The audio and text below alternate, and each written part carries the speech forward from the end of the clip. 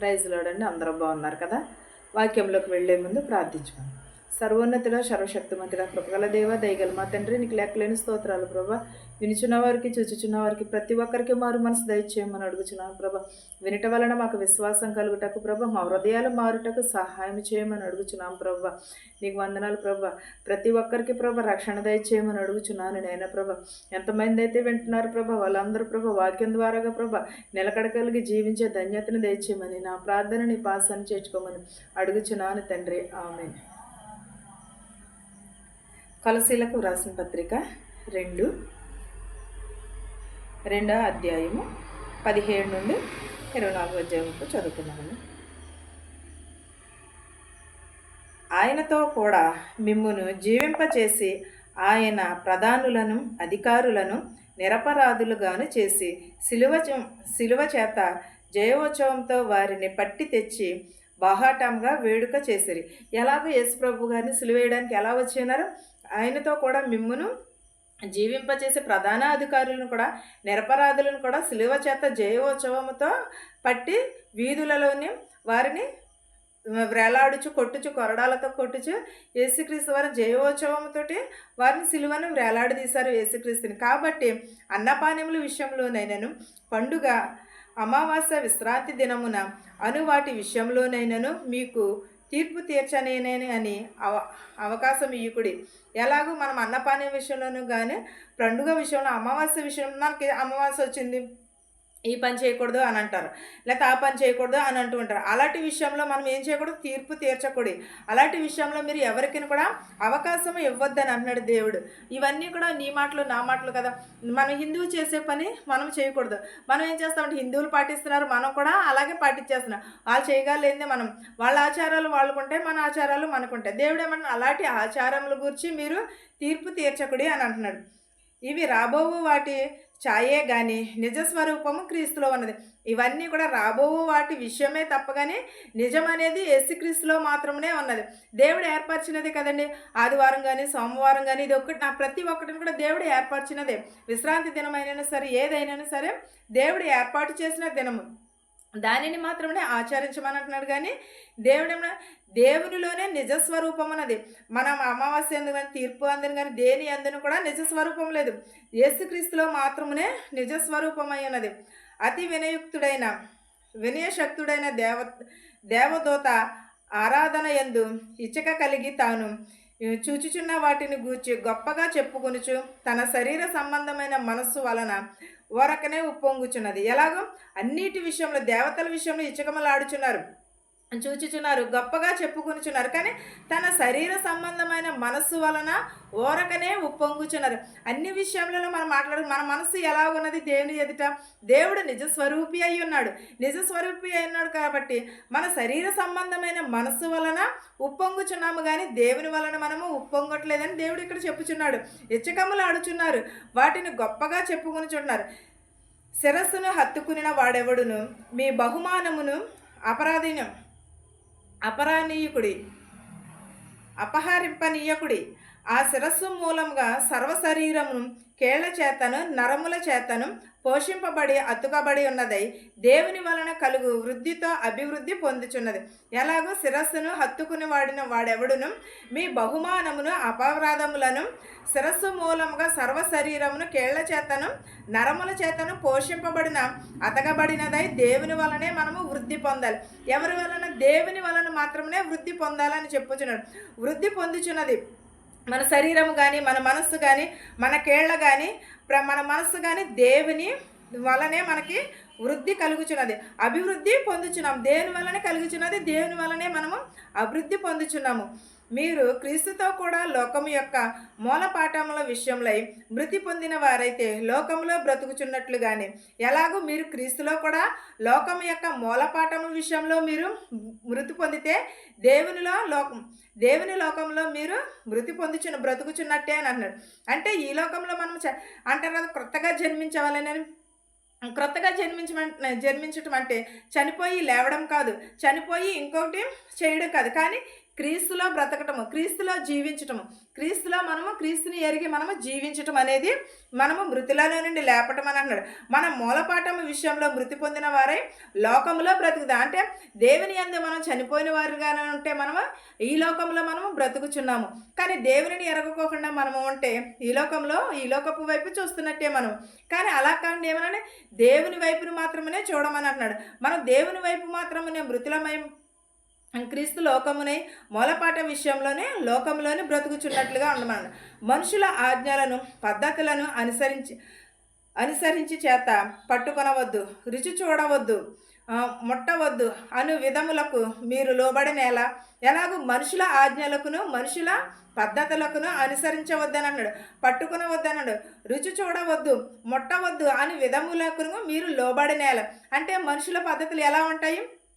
కొంతసేపు కనబడి కొంతసేపే మాయమైపోయి ఆవిరి వంటి జీవితంలో అలాంటి జీవితంలో మనం ఏమి కలిగిన మనుషుల వైపు కాదు, దేవుని వైపు చూడమన్నాడు. దేవుని వాక్యమును రుచి చూచి తెలుసుకోమని అంటున్నాడు. దేవుని వాక్యమునకు మనము లోబడి ఉండమని అన్నాడు. మనుషులకు కాదు, మనుషుల ఆచరణలకు, మనుషుల ఆజ్ఞలకు, మనుషుల పట్టుదలకు ఉండవద్దని అంటున్నాడు. దేవుడు ఇచ్చిన ఆజ్ఞలను మాత్రమే గైకొనమన్నాడు. ఆయన ఇచ్చే జ్ఞానమును కలిగి ఉండమని అన్నాడు. దేవుని వాక్యమును రుచి చూచి తెలుసుకోమని అన్నాడు. మనం దేవుని వాక్యమును రుచి చూచి తెలుసుకుంటున్నాం. రుచి చూడటం అంటే మన పలావాలు బిర్యాలు వండేసుకుని అవి రుచి చూడటం కాదు, దేవుని వాక్యము రుచి చూడటము. దేవుని వాక్యంలో మనం ఏమి కలిగి ఉండాలి? వినయమును కలిగి ఉండాలి, విధేయతను కలిగి ఉండాలి. కొలసీలకు 3వ అధ్యాయము మొదటి నుంచి చూద్దామండి. మీరు క్రీస్తుతో కూడా లేపబడిన వారైతే పైనున్న వాటినే వెదకుడి, అక్కడ క్రీస్తు దేవుని కుడిపార్శ్వమున కూర్చి ఉన్నాడు. ఎక్కడ కూర్చి ఉన్నాడు? మనం క్రీస్తులో లేపబడిన వారమైతే పైనున్న వాటిని మాత్రమే వెతకమని అంటున్నాడు. క్రీస్తులో కుడిపార్శ్వమున కూర్చుంటానని అక్కడ వెతకండి. క్రీస్తులో మాత్రమే, క్రీస్తుతో కూడిన వారు మాత్రమే లేపబడిన వారైతే పైనున్న వాటిని మాత్రమే వెదకుడి. అంతేగాని కుడిపార్శ్వమున కూర్చుండి పైనున్న వాటిని వెతికితే అక్కడ దేవుడు కుడిపార్శ్వమున కూర్చుండి ఉంటారని చెప్పుచున్నాడు. పైనున్న వాటిని మాత్రమే వెతకండి, కానీ భూ సంబంధమైన వాటిని వెతకవద్దని అన్నాడు.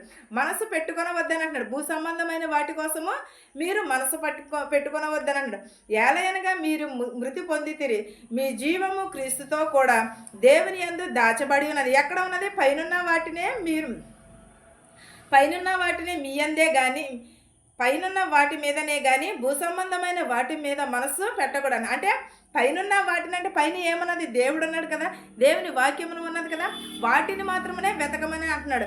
భూ సంబంధమైన వాటిలో ఏమన్నది? పాపం ఉన్నది, చీకటి ఉన్నది, అసూయ ఉన్నది, ద్వేషం ఉన్నది. ఇవన్నిటి కోసమే మీరు వెతకవద్దు, పైనున్న వాటి మీదనే కానీ మీరు ధ్యాస ఉంచమని అంటున్నాడు. భూ సంబంధమైన మీద మనసు పెట్టుకున్నాడు అంటున్నాడు. ఈ లోకంలో జీవపుడంబము, నేత్రాస ఇవన్నీ ఉన్నాయి, శరీరాచ ఇవన్నీ కూడా ఈ లోకంలో ఉన్నవి. పైనున్నవి అంటే పరిశుద్ధాత్మ ఉన్నది, దేవుని కృప ఉన్నది, దేవుని దయ ఉన్నది. వాటి కోసమును మాత్రమే వెతకమని చెప్పుచున్నాడు. ఏలయనగా మీరు మృతి పొందితిరి, మీ జీవము క్రీస్తుతో కూడా దేవుని యందు దాచబడి ఉన్నది. ఎలా అనగా మనం ఏమి అయ్యున్నాము? మృతి పొంది ఉన్నాము దేవుని యందు, కానీ మనము క్రీస్తులో కూడా జీవింపజేసి ఉన్నాము, దేవుని యందు దాచబడిన వారిమై ఉన్నాము. ఈ లోకమైన వాటిని వెతకవద్దన్నాడు దేవుడు. ఈ లోకమైన సంబంధమైన వాటి కోసం చూడవద్దు. ఈ లోకంలో మీరు మృతులైతే దేవుని యందు మీరు బ్రతుకుదురు అని అన్నాడు. బ్రతుకుచున్నారు, దేవుని కుడిపార్శ్వమున కూర్చున్నాను. ఇక్కడేమంటున్నాడు? భూ సంబంధమైన వాటి మీద మనసు ఉంచొద్దని అంటున్నాడు. దేవుని వాక్యముల మీద మీరు మృతి పొందితిరి, కానీ మీ జీవం ఎక్కడున్నది?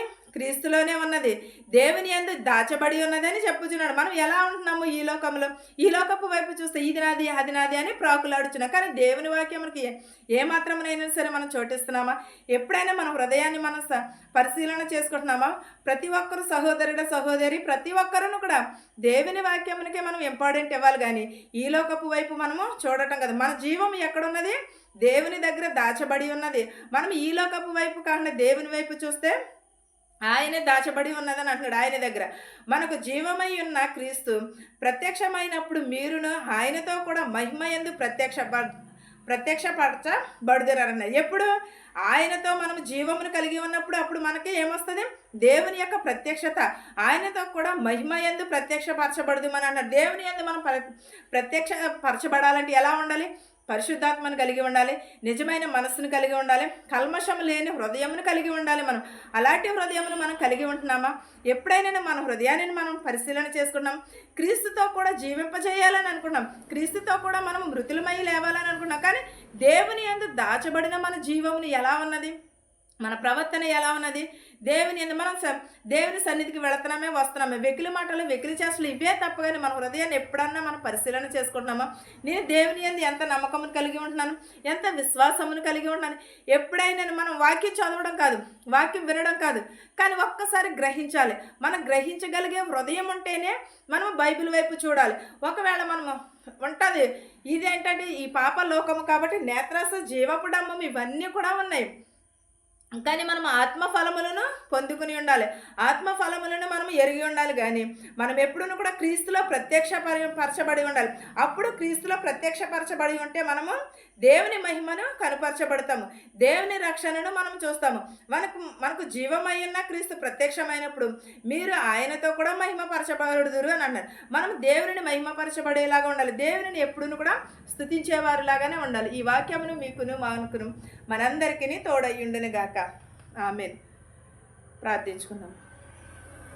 సర్వోన్నతుడా, సర్వశక్తిమంతుడా, కృపామయుడా, వేవేల దూతలతో కొనియాడబడుచున్న దేవా, నీకే స్తోత్రాలు, వందనాలు నాయన ప్రభా.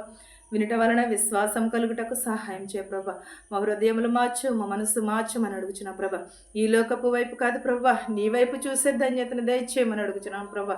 మా శత్రువులు మిత్రువులు ప్రభ దీవించమని అడుగుచున్నాం ప్రభా. ధనుకులనేమి భేదలనేమి దీవించమని అడుగుచున్నాను నాయన ప్రభా. నేను నీకు స్తోత్రాలు, నీకు వందనములు నాయన ప్రభా. కృంటి వారిని, గ్రుడ్డి వారిని, మోగవారిని, చెవిటి వారిని, అంగవైకల్యము కలిగిన ప్రతి ఒక్కరిని స్వస్థపరచమని అడుగుచున్నాం ప్రభా. గర్భిణీ స్త్రీలకు సులువైన కనుక దయచేయమని అడుగుచున్నాం ప్రభా. పిల్లలు లేని వారికి పిల్లల దయచేయమని అడుగుచున్నాను ప్రభా. వరుడి కోసం, వధువు కోసం చూస్తున్న వారికి ప్రభా, వారికి సరైన సహాయం చేయమని అడుగుచున్నాం ప్రభా. బస్సుల్లో వెలుచున్నట్టు వారిని, హెలికాప్టర్ వెలుచిన, ఆటోల్లో, ట్యాక్సీల్లో, బళ్ళ మీద వెలుచున్నట్టు వారిని వారు గృహాలకు సురక్షితంగా చేర్చమని అడుగుచున్నాము నాయన ప్రభా. ఎన్నో అపాయకరమైన స్థితులలో నుంచి ప్రభా మమ్మల్ని ఎలాగో నిలవబెట్టినందుకు నీకు స్తోత్రాలు, నీకు వందనాలు నాయన ప్రభా. ఇతర దేశంలో ప్రభా పని లేక చాలామంది బాధపడుచున్నారు ప్రభా. వారందరికీ పని దయచేయమని అడుగుచున్నాను నాయన ప్రభా. పని చేసుకుంటున్న వారికి ఆరోగ్యమును, శక్తిని దయచేయమని అడుగుచున్నాను ప్రభా. నీకు స్తోత్రాలు, నీకు వందనాలు యేసయ్య. నజరేయుడా, నీకు స్తోత్రాలు ప్రభా, నీకు వందనాలు ప్రభా. మమ్మల్ని విడిచిపోకయ్యా, నీకు వందనాలు యేసయ్య ప్రభా. నీకే స్తోత్రాలు చెల్లించుకునిచున్నాము నాయన ప్రభా. నాయనకి స్తోత్రం నైనా, నీకు వందనాలు నాయన ప్రభా. మా శత్రువులు మిత్రులు దీవించు నాయన ప్రభా. వృద్ధాప్యంలో ఉన్నవని దీవించు నాయన ప్రభా. నడివయసులో ఉన్నవని దీవించమని అడుగుచున్నాను ప్రభా. బీపీ షుగర్లతో బాధపడుచున్నాను ప్రభా. బీపీ షుగర్ కంట్రోల్ ఉంటే సహాయం చేయమని అడుగుచున్నాను ప్రభా. మా కాళ్ళని ఎప్పుడు ప్రభా కేళ్ల నొప్పులతో బాధపడుచున్నారు ప్రభా, స్వస్థపరచమని అడుగుచున్నాను నాయన ప్రభా. ప్రతి ఒక్కరి కుటుంబంలో శాంతిని, సమాధానమును దయచేయమని అడుగుచున్నాను నాయన ప్రభా. నేను ఇంకా ఎవరినైతే మర్చిపోయింటే వారందరినీ కూడా దీవించి ఆశీర్వదించమని అడుగుతున్నాను ప్రభా. ఎవరెవరైతే ఏ చేతి పనులైతే చేస్తున్నారో ప్రభా, వారి చేతి పనులను దీవించి ఆశీర్వదించమని అడుగుచున్నాను నాయన ప్రభా. ధనికులనేమి భేదలనేమి దీవించి స్వస్థపరచమని అడుగుచున్నాను ప్రభా.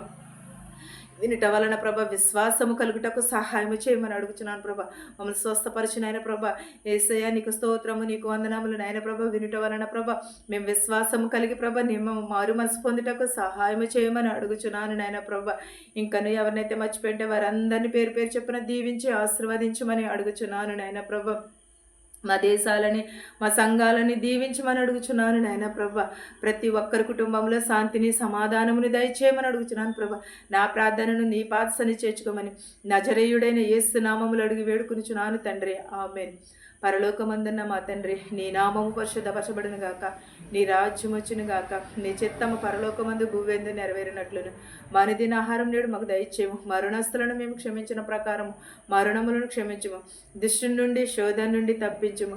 రాజ్యమును, శక్తియు, మహిమయు నిరంతరము నీవై ఉన్నావు మా తండ్రి. ఆమేన్. చూచుచున్న వారిపైనను, వినుచున్న వారిపైన సదాకాలము నీ కృపతోడై ఉండును గాక. ఆమేన్. ఆమేన్. అందరికీ వందనాలు.